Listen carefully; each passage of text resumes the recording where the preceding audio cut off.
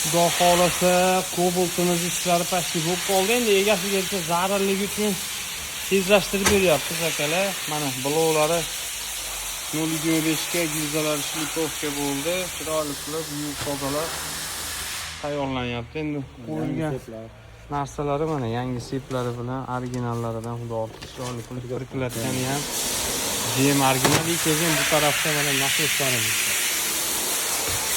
yangi qo'yib olyapmiz. Nasosni ham endi iloji boricha holatiga qaraymiz. Agar yaxshi bo'lsa o'zini qoldiramiz. Lekin mashinani ko'rdik, holatiga zo'r chiqmadi, motorning holati. Shuni hisobiga yangi qo'yib nasoslarni yig'im-terim ishlarini qilyapmiz. Akalar, endi aytaman, istoriya yurganini qancha edi? 100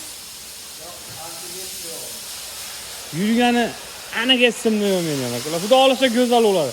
Qancha yurganini qizig'i yo'q.